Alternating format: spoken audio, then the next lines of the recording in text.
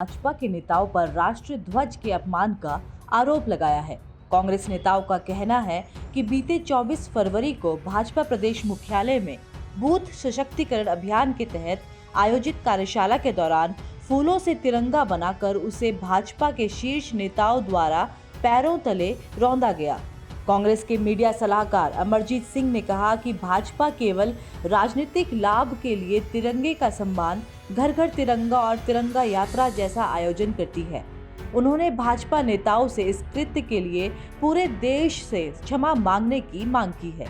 साथ ही इस पूरे मामले पर कांग्रेस ने हरिद्वार में एफआईआर भी दर्ज की है। वहीं कांग्रेस अध्यक्ष करण माहरा ने ट्वीट कर भाजपा पर आरोप लगाया है। करण माहरा ने कहा कि भाजपा नेता सत्ता के नशे में इतना चूर हो चुके हैं कि अब उस तिरंगे का अपमान करने से भी नहीं चूक रहे हैं जिसे देश की आन बान और शान माना जाता है।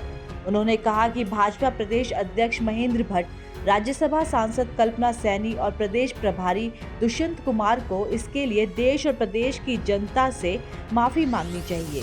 दुष्यंत गौतम और प्रदेश अध्यक्ष महेंद्र भट्ट के कार्यक्रम में उपस्थित रहते हुए जिस तरीके से भारतीय ध्वज के रंग का अपमान भारतीय जनता पार्टी के लोगों ने किया है, इनकी राज्यसभा की सांसद कल्पना सैनी जिस तरीके से उस ध्वज के ऊपर चली हैं जो रंगोली के रूप में बनाया गया था, निश्चित ही भारतीय जनता पार्टी और आरएसएस के लोगों से यही उम्मीद की जा सकती है।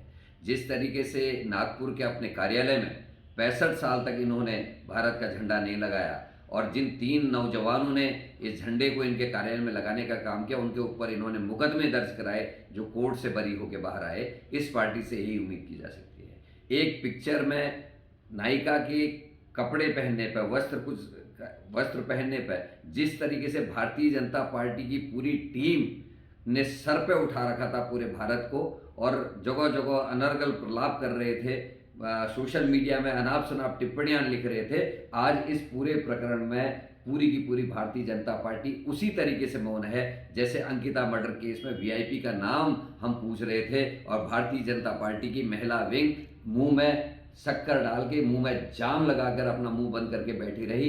एक महिला नेत्री केवल बाहर निकली थी ऋषिकेश की, उसको भी इन्होंने पार्टी से बाहर किया था। इसीलिए मैं जनता से, आवाम से निवेदन करना चाहता हूं कि भारतीय जनता पार्टी की कथनी और करने में फर्क है। नित नए सपने दिखा के आपको बेवकूफ़ बनाने का काम करने वाली पार्टी कभी राष्ट्रवाद वाली पार्टी हो ही नहीं सकती। ये ना ध्वज का सम्मान करते हैं, ना राष्ट्र का सम्मान करते हैं। महात्मा गांधी को मारने वाले संगठन के लोग आखिर राष्ट्रवादी कैसे हो सकते हैं, ये आपको और हमको समझना है।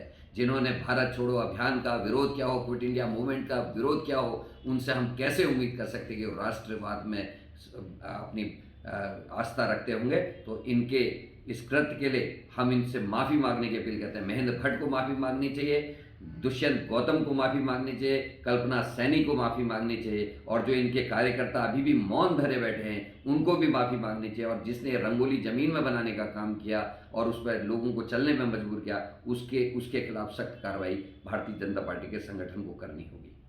वहीं कांग्रेस पर पलटवार करते हुए बीजेपी प्रदेश प्रवक्ता मधु भट्ट का क्या कहना है, सुनिए। देखिए, कांग्रेस तो हमेशा से ही आप देखेंगे हमारी सेना का लगातार जिस प्रकार से सर्जिकल स्ट्राइक हो, सेना के ऊपर हमेशा कुछ न कुछ तरीके से बोलती रहती है।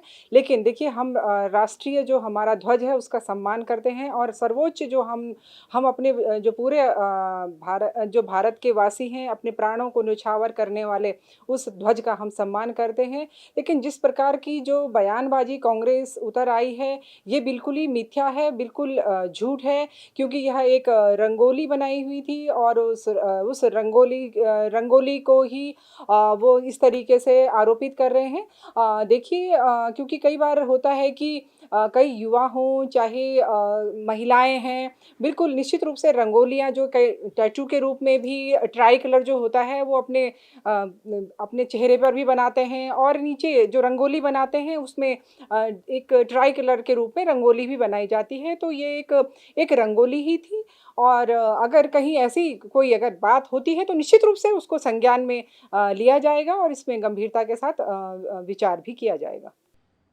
जहां एक तरफ कांग्रेस इस मौके पर भाजपा द्वारा की गई गलती को मुद्दा बनाने की पूरी जद्दोजहद में लगी है, तो वहीं दूसरी ओर भाजपा द्वारा इस गलती को संज्ञान में लेने की बात की जा रही है।